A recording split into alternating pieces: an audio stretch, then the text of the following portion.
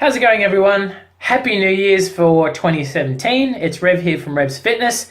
I hope you had an awesome celebration for whatever you did for New Year's Eve. I spent it down at Rockingham Foreshore watching the fireworks and the free entertainment, eating a lot of crap food because that's what I want to do between Christmas and New Year's. And now I'm back on the bandwagon, ready to smash some health and fitness goals. On that note, my dog really doesn't like fireworks. So that's what I spent for the 10 minutes, however long that firework display went for, was holding my dog so she didn't run away. So basically what I wanted to talk about today is the whole originality of setting New Year's resolution goals, health and fitness goals, how to stick to them, everything you've probably heard before, but I want you to keep watching this video because I'm about to tell you something that is going to help you and hopefully just give you a bit, expand your mind a bit, I guess, in a nutshell, on achieving health and fitness goals and setting New Year's resolutions for fitness goals, yeah? Now, here's an interesting statistic, is that 80% of Australians, probably more, set health and fitness goals as a New Year's resolution every single year, at the start of every single year, and less than 50% actually succeed or stay on track. Now, for me as a health coach, that's a pretty alarming statistic, and that's really, it's kind of upsetting because it means that there's just something missing. If this was a puzzle, there's a jigsaw piece missing from some person's life that they fall off a health and fitness goal. They're not getting something, or they're not understanding something, or I don't know, they're just not following the right process or the right system, yeah? So what you need to understand about a health and fitness goal, and a resolution health and fitness goal, I should say, is that you need to understand, what do you want to achieve? What do you want to achieve? Is it something emotional that you want to achieve, right? I find that a lot of people that have signed up for my 2017 resolution challenge in Rockingham, that starts in 7 days, by the way, you should get on board. I've got 2 spots left. Is that the screening process that I have everyone fill out is so that I can understand the emotional attachment behind what they want to achieve, yeah? And that's really important. That is something, and it irritates the hell out of me. That's something that I can't give someone. I can't give them an emotional goal. I can't make that emotional tie from what they want to achieve to where they are now.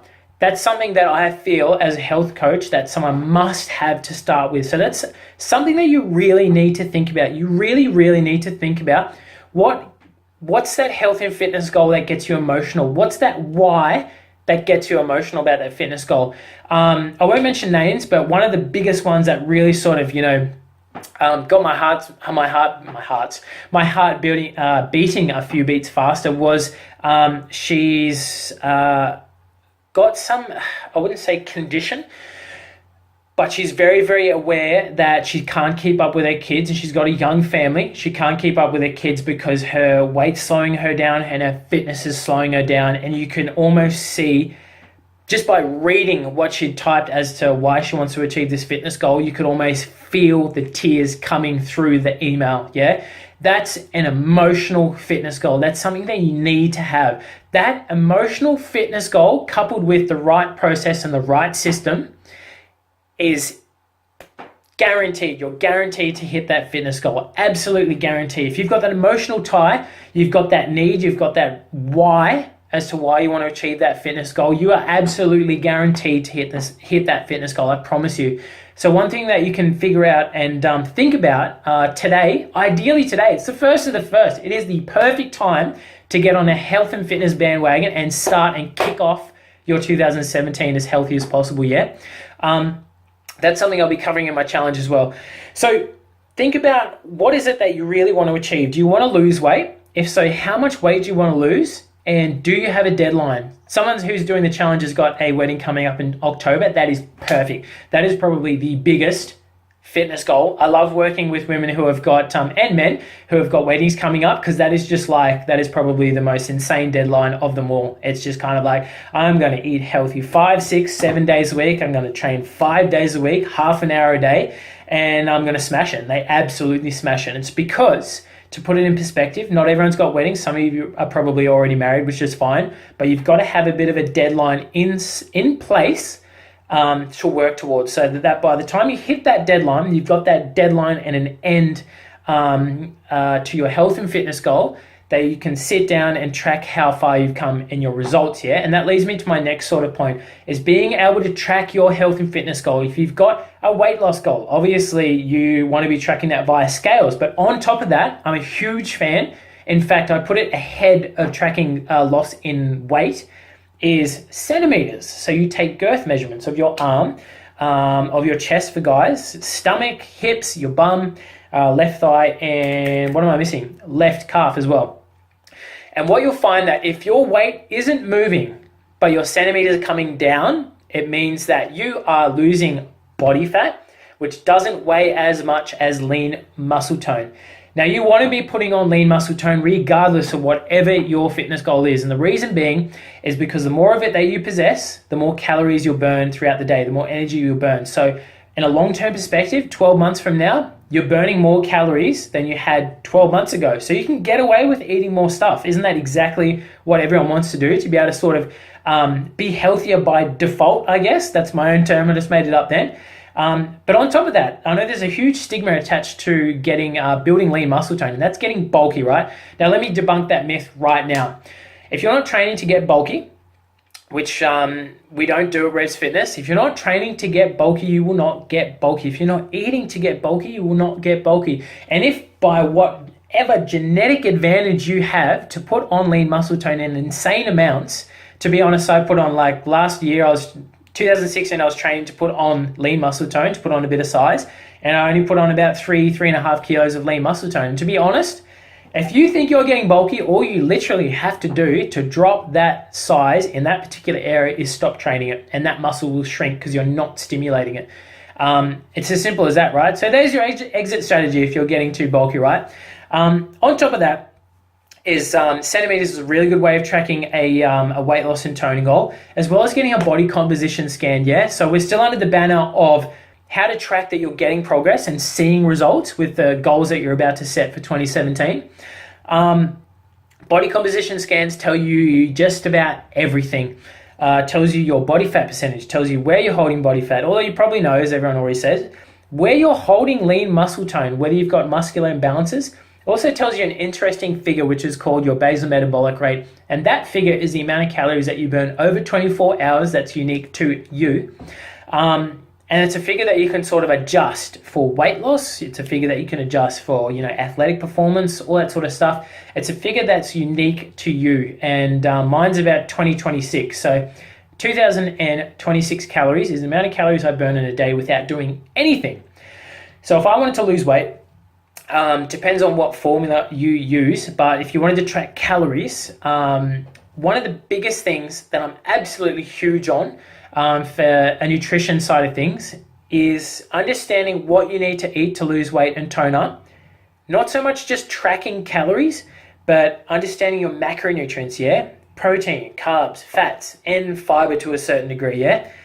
You need to understand, which is something that we cover in the resolution challenge, that you've got to place these macronutrients within your day-to-day eating strategy, or eating plan, I should say, to recover faster, to drop body fat more efficiently, to build lean muscle tone. If you want to work on particular areas like, thighs or butt, all that sort of stuff comes into account with understanding macronutrients and where to place them. So this is getting right into the nutrition side of things. I only wanted to touch on it just briefly, but the processes that we use for that I'm going to be using for the 2017 resolution challenge is going to be unique to the individual. It's going to be more of an eating guide to encourage you to make more healthy choices, but not so much a read and eat diet. I'm not a fan of diets. Fad diets I find are a bit of a killer in the health and fitness industry. I'm not saying they don't work, they definitely do, but they aren't sustainable. Maybe 10%, if that 5% of these fad diets are sustainable. I'm a huge fan of making sure that everything that we're starting is sustainable, so you can obviously sustain it, as the word suggests, and keep doing it. Keep eating in a way that's family friendly. Keep eating in a way that doesn't seem like a chore. Keep eating in a way that you understand is helping you recover faster from exercise, so you can train more frequently, so you don't feel as sore as often, so you don't feel as unfit, so you have more energy. All of these things, so you can just do things more efficiently in your day-to-day life and just spend more time with the family, keep up with the family, all that sort of stuff. And it really comes back to understanding all of that stuff. So that's something that we're going to be covering a lot in the 2017 resolution challenge. If you haven't got on board with this one, click the link, be somewhere around this video. Click the sign up button. You'll have to fill out a screening process. I've got 2 spots left to fill. Once I fill those 2 spots, I can start individualizing everyone's program. So that's when I want to start ASAP, as soon as possible. On top of that, with this new resolution challenge, I just thought I'd mention, but in general, is that mindset. Like, mindset is I don't know, maybe it's on par with your nutrition, right? I prioritize training second under making sure your eating's on point. And the reason for that is that when you think about it, I train max, 6 times a week, 45 minutes. I don't know how long that is. So 6 times, we'll say 30 minutes at max. 3 hours a week? If I'm training 3 hours a week, right, you think about all the other times during the day that I have an opportunity to eat, that you have an opportunity to eat. It makes sense to prioritize what's going in your mouth for a weight loss and toning goal. And that's something that we teach in the resolution challenge, as opposed to training, right? So I put nutrition here, then training here. Mindset tools, right? Mindset encompasses everything from how are you going to stay on track? How can you set goals? Understanding goals. I know it sounds original, but mindset, I would say, is on par with nutrition. It's your mindset. Honestly, it's your mindset. In my experience as a personal trainer, your mindset that keeps you on track, that keeps you loving what you're doing. I want everyone that trains with me to love exercise, to love the process, to fall in love and just get obsessed with their health and fitness goals, their personal health and fitness goals. And they're away. Like, I've got clients that are just like, they're in the gym smashing PBs without me. And I feel kind of left out, to be honest, because I know I'm like, they're off on their own and they're doing their own thing now. But I want people to fall. I want you to fall in love with your health and fitness goals this year for 2017, and you'll smash them. I guarantee you will. So mindset is massive. Mindset is just like, I know it sounds original. I might sound like a broken record, but you've got to understand that if you've got the right mindset, and the right mindset for achieving a health and fitness goal is setting massive goals, right? Setting your goal really damn high. Realistic goals is just like, it shouldn't exist. It really shouldn't. It's something that, it's kind of like, if you're setting realistic goals, I feel like you're setting yourself up for failure. Here's like an idea of a realistic goal that's set here, right? Here's one that is set way up in the stars, way up in the clouds.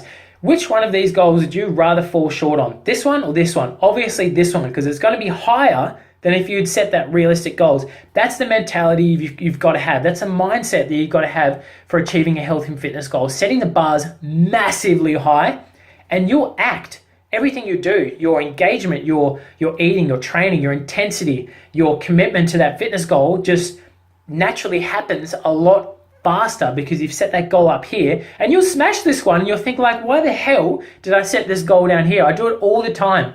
On that note, procrastination, it should have its own subject, shouldn't be under mindset. Procrastination is probably the #1 killer of all health and fitness goals. If you don't know what procrastination is, it is literally just sitting here twiddling your thumbs instead of doing what you know you need to be doing, which is, could be prepping a healthy meal, prepping a few meals for the week. It could be getting to training.